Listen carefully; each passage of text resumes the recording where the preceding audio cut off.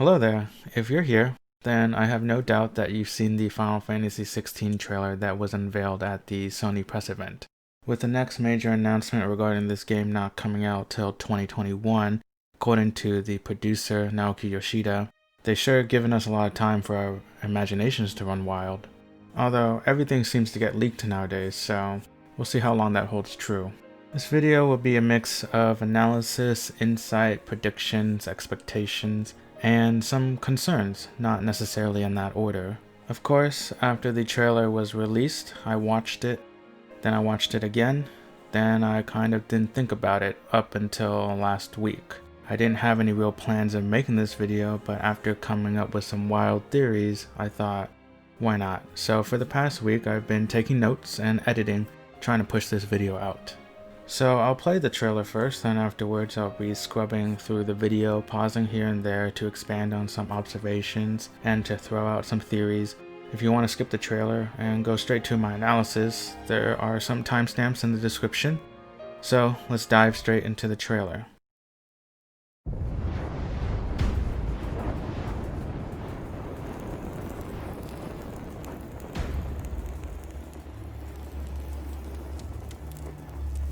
You all know the target. Shiva's dominant. And only the dominant. How do we even know the girl will be among us? Our kind do not question orders, we follow them. Sergeant, let's summon their icon. Icon? That thing's a bloody mountain!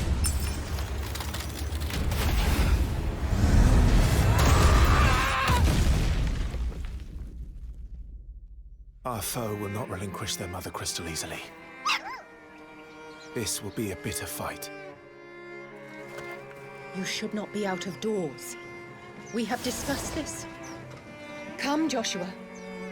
Your father will be expecting us. I am Joshua's shield. I'm sworn to protect him.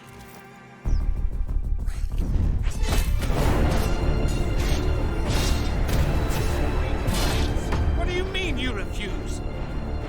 Did you not pledge your sword to our cause? What does it matter? It was the Dalmex who drove back the Crusaders in the Battle of the Twin Realms, was it not? Without the blessing of the Mother Crystal, we cannot defend our realm from the spread of the Blight.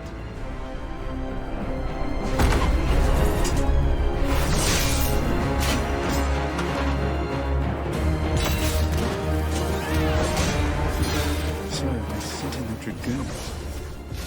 Imperial Vipers. Do they really mean to invade us?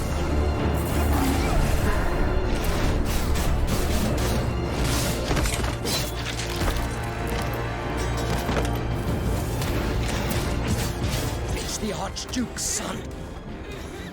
Phoenix. Stop this!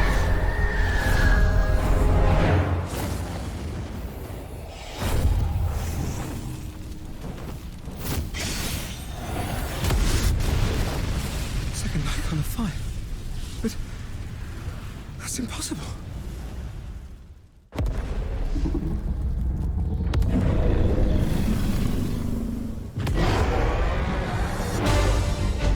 The legacy of the crystals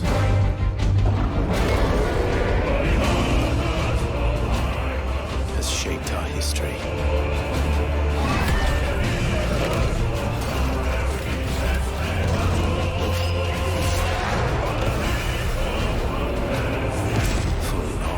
Enough.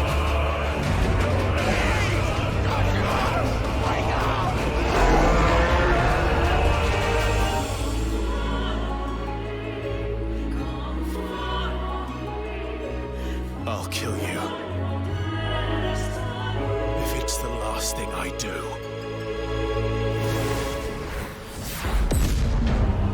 Alright, so that's the trailer. There's a lot of stuff to unpack, so let's get started.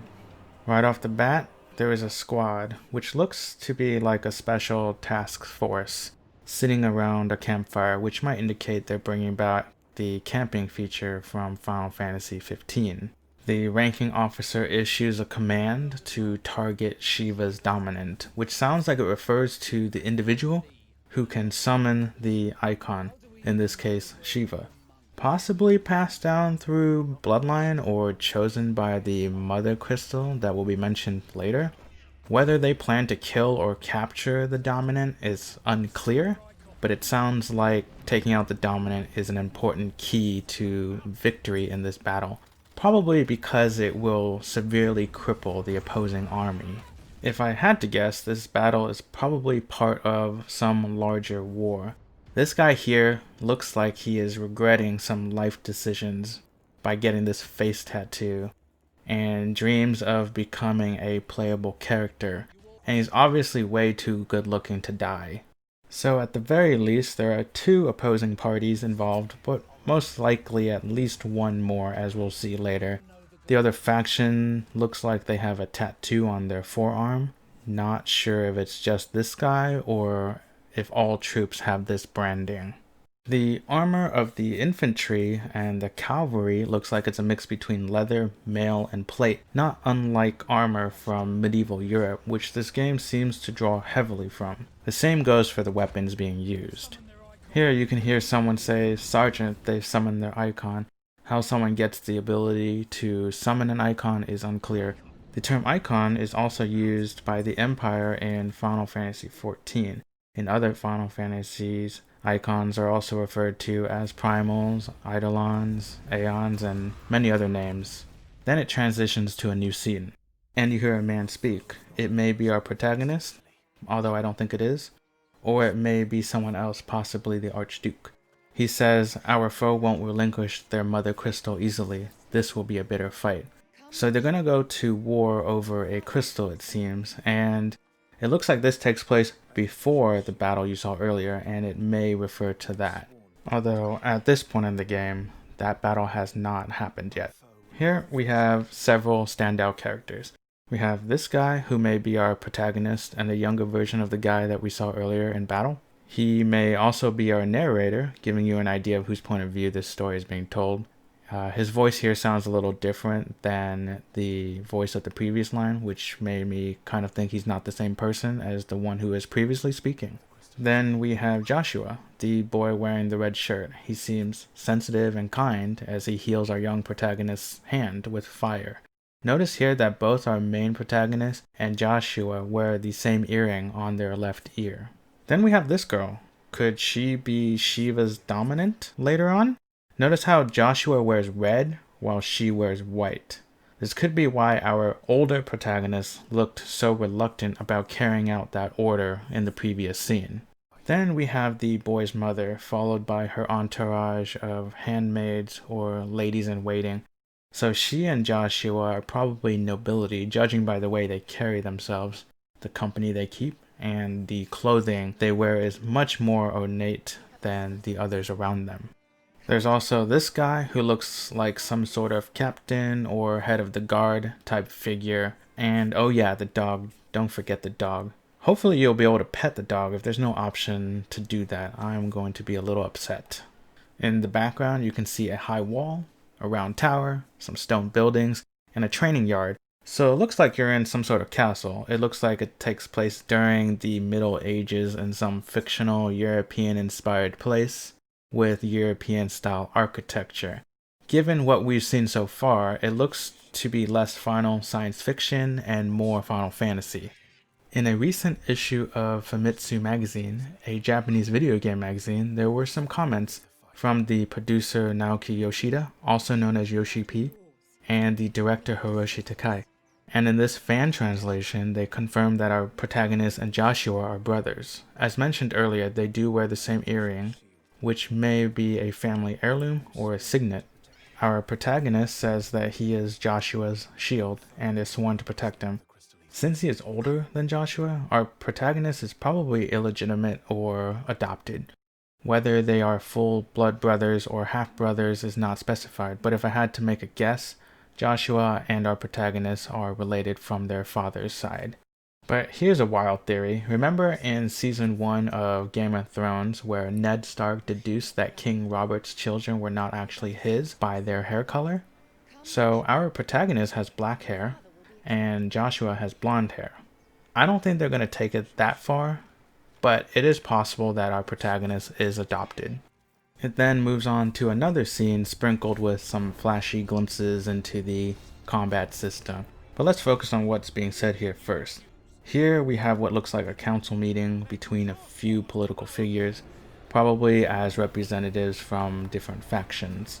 We have this angry guy with the white hair, this lady with some overly tight clothing, and this mysterious guy who just sits here and gives a disappointed look, possibly the Archduke. He does bear some resemblance to our protagonist. Let's listen again to what's being said. So it sounds like she's backing out of the alliance or backing out of a previous agreement, leaving the others to fend for themselves. She says, "It was the Dalmex who drove off the Crusaders in the Battle of the Twin Realms, was it not?" So it sounds like they came to their aid before and successfully defended them from being conquered by their sister nation, but now they're backing out because it's not worth it anymore, or more likely some other ulterior motive. Then there's another voice that chimes in and says, "Without the blessing of the Mother Crystal, we cannot defend our realm from the spread of the Blight." So it sounds like the Blight is an imminent monster or scourge threat that's also knocking at their door, alongside the threat of a hostile takeover from another empire. But why they no longer have the blessing of the Mother Crystal is unclear. Did they lose it? Or did it belong to that lady's kingdom? And since they no longer have their support, they indirectly no longer have the blessing of a Mother Crystal on their side? Or maybe it's some other reason. We can see some evidence of the Blight in this scene where the young protagonist is fighting in what looks to be a village in ruin, overrun by these monsters and a Marlboro. He looks like he has some basic fire attacks, meaning he has affinity with fire, which will make sense in a bit. I'm guessing the Blight is a reference to the Black Plague, kind of like how the rats in A Plague Tale: Innocence is a physical manifestation of the plague itself. It certainly fits the times. There's another glimpse into the war, with an ice attack being launched, probably by Shiva's dominant, but it could also be an electric attack. It's not very clear even when slowed down. I'm not going to read too much into it. Meanwhile, there's a cool looking dragoon. Based on what's being said, it sounds like an Imperial invasion is imminent, and it looks like the same castle as before based on the emblems on the banners hanging on the wall.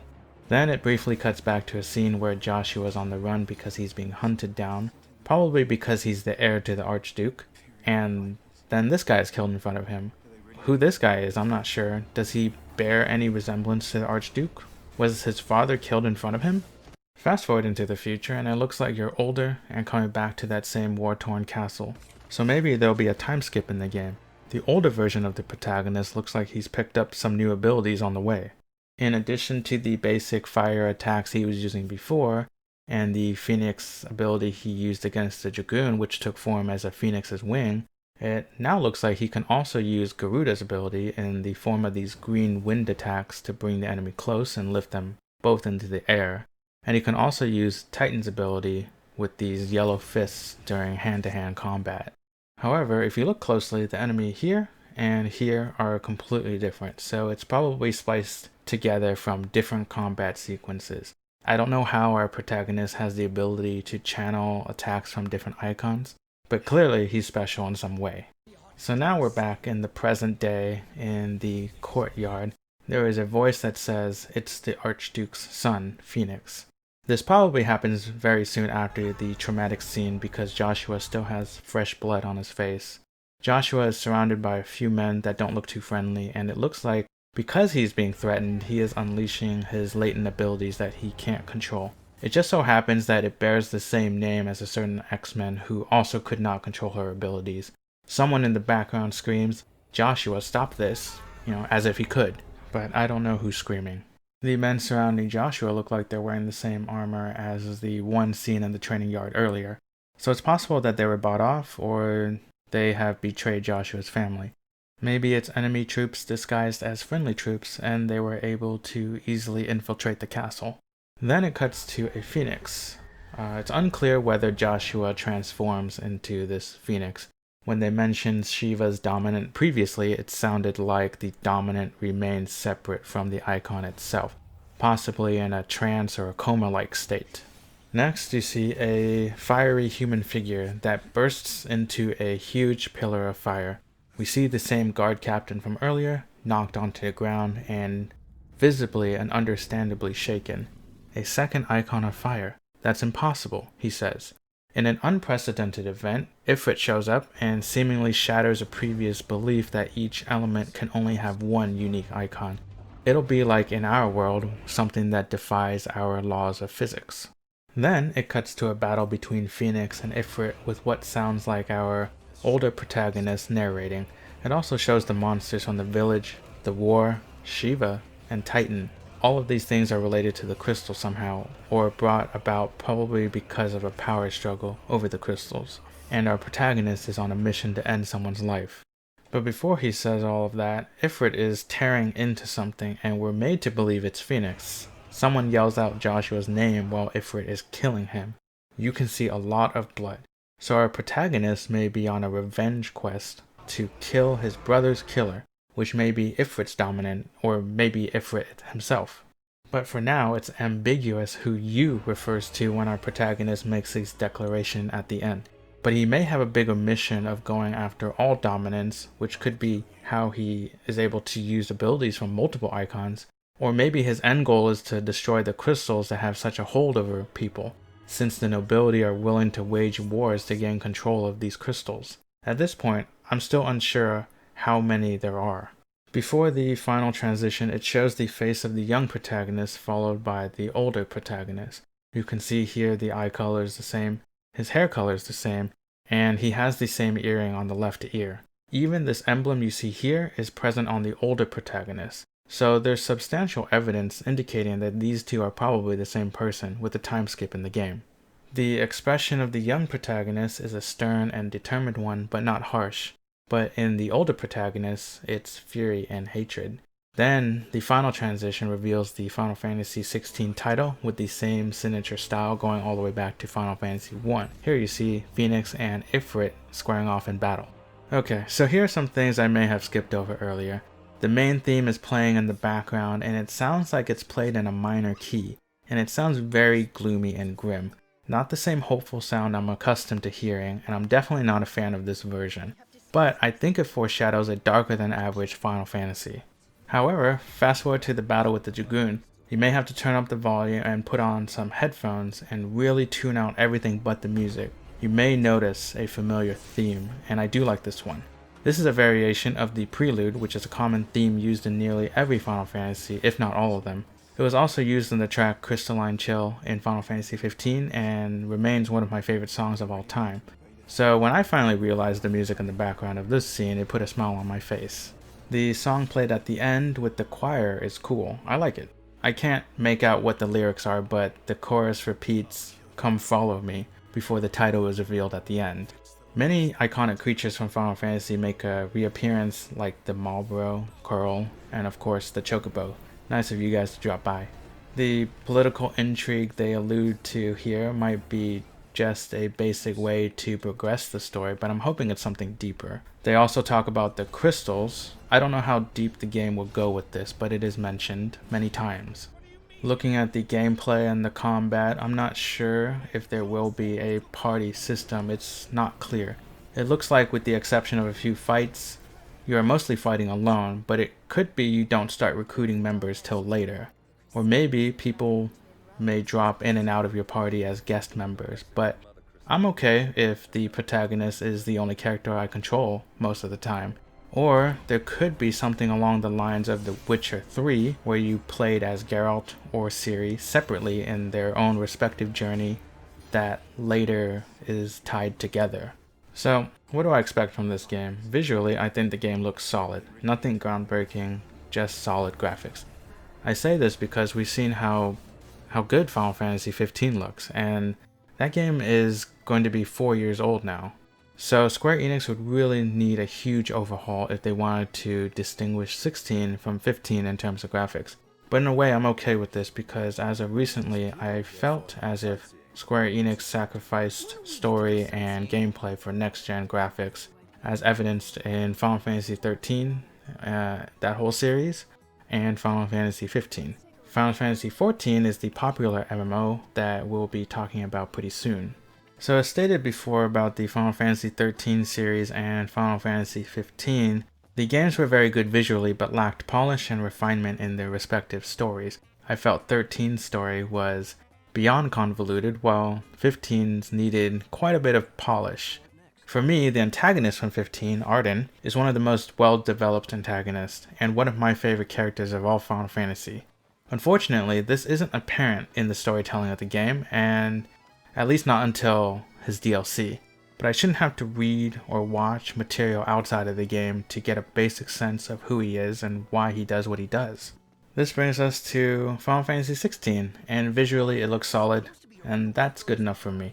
The game looks like it's running on an updated version of 15's engine. It doesn't seem like Square Enix is making those huge pushes on the graphical front. So I'm hoping that means more resources and energy will be funneled into other parts of the game, namely the story and the gameplay.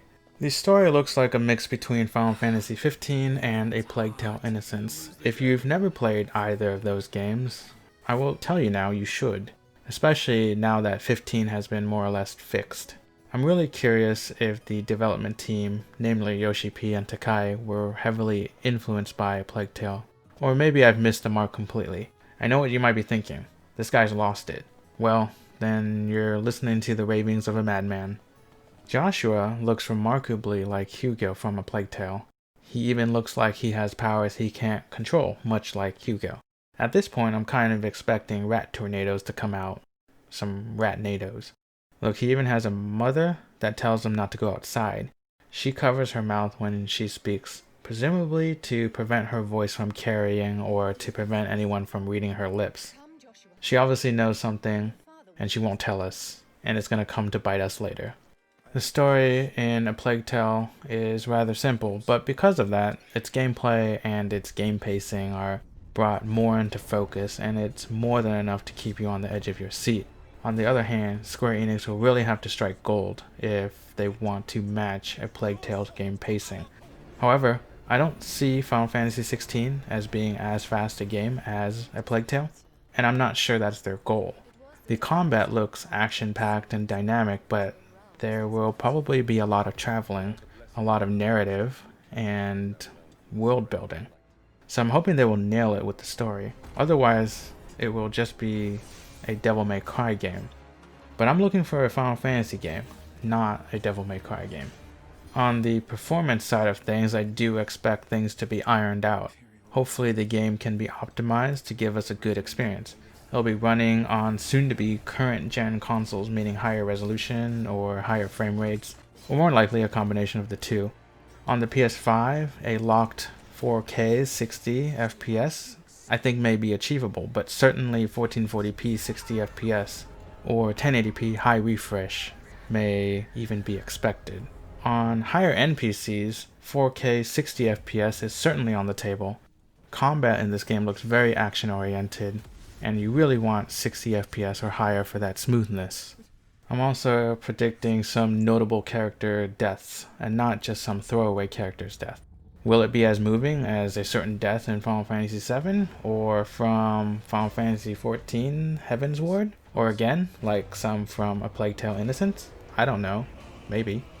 Since there are a few notable names coming from the Final Fantasy XIV team, I'm sure at least a handful of character deaths are inevitable. Some deaths are already shown in this trailer. Looks like this poor guy got smashed into a bloody pulp from your squad. And the person protecting Joshua gets cut down. Poor chums. But as I mentioned before, these look like throwaway characters. Would they kill his dad in the trailer? Would they do that?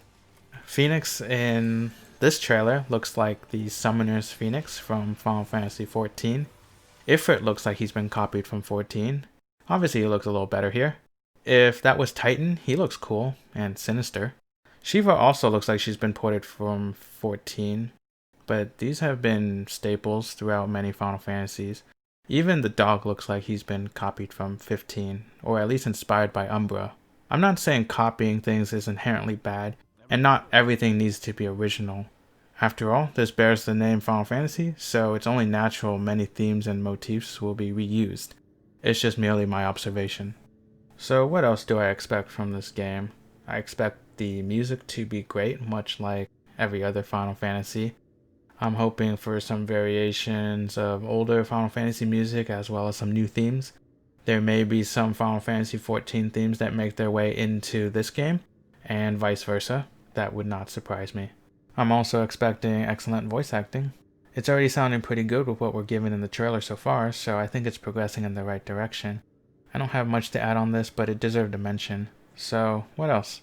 I do have some concerns. One would be the combat. You don't get any sort of look at the UI during the combat sequences, so you're left in the dark on that. But the combat looks like it's going to be using a very similar system to what it did in Final Fantasy XV.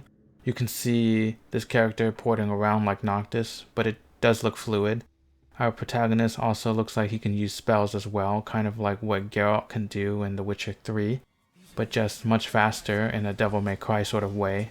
It looks like a natural evolution from Final Fantasy XV's system with added elements, but whether it works well remains to be seen. As someone who enjoyed the combat system in 15, as janky as it was at times, I just want it to be refined. I don't want a copy of Devil May Cry's combat and combo system. If I wanted that, I would just go play those games. So I'm curious how it will be handled in this iteration of Final Fantasy. Another main concern I have is in regards to the story. Not so much the story itself, but rather how it unfolds when you play. If you look at Final Fantasy XIII's story, it's confusing and hard to follow. On the other hand, Final Fantasy XV's story on release was incomplete, even though it eventually became very good and to this day is one of my favorite entries in the series. But I played it after everything was fixed. If I had played it before the Windows Edition or Royal Edition was released, I certainly would have felt differently and may not have liked it nearly as much as I do now. And lastly, I have to mention Final Fantasy XIV. I know I've mentioned Final Fantasy XIV a lot, but it's mainly because the producer and director have a lot of influence over the game's design and direction. They are the co-captains of the ship, so to speak, and being familiar with Final Fantasy XIV, having played it, I do have some thoughts about which way they may take Final Fantasy XVI. Final Fantasy XIV's story is good, although it is rather straightforward. That's not a bad thing when I say that. For Final Fantasy XIV, it works, and it works well. An MMO needs to appeal to a large audience to create a large player base to sustain the game, and a good story can do that. And overcomplicating things can drive people away, like in the case of Final Fantasy XIII. So the Final Fantasy XIV team has opted for a simpler, relatively straightforward story that has been executed well. If you compare Final Fantasy XIV's story to a machine, I feel like there are less moving parts, so less can go wrong. But in Final Fantasy XVI, I want a deeper story than what I would get in the MMO. So I hope the producer and director know the difference. So in the end, I want a unified vision. I hope they can give me an open world where I can explore and a world that has deep lore that I can dive into. Give me characters with interesting histories and plausible motivations, especially in the protagonist and antagonist. Give me a story with a lot of moving parts skillfully woven together, because that's what I find interesting. It's a lot to ask, I know, but Final Fantasy is a series that many of us have come to love, and many of us have come to expect a lot from it. So I don't want them to rush this game, and I certainly don't want them to release a product that is missing a lot of elements that would otherwise make it great. I want them to release a complete product, something akin to Final Fantasy XV Royal Edition, and not like the Final Fantasy XV we got at launch. So, there are my thoughts about Final Fantasy XVI. I think I covered almost everything. Of course, a lot of it is speculation, so a lot of it could be wrong. Am I excited for it? Yeah, I would say I am, but I'm also cautiously optimistic. Mostly because my main two concerns remain largely unanswered, and this trailer brings up way more questions than answers for me. Of course, these won't be answered until I play the game for myself, so until I learn more, I'm not going to get my hopes too high, but I'm going to keep an open mind. You may place more emphasis on certain aspects of the game that are different from mine, and ultimately what you find important and what you value in a game will affect how you perceive it and affect whether or not you like it. It's a delicate balance, and it's different for everyone, and that's okay. So are you excited for it? What do you think of the trailer? If you have a different theory, let me know. I might have missed the mark completely. Of course, you can incorporate some of my ideas to suit your theory. I'm curious, let me know. Also, let me know what you thought of this video, since this is new for me. Alright, see you around. Take care.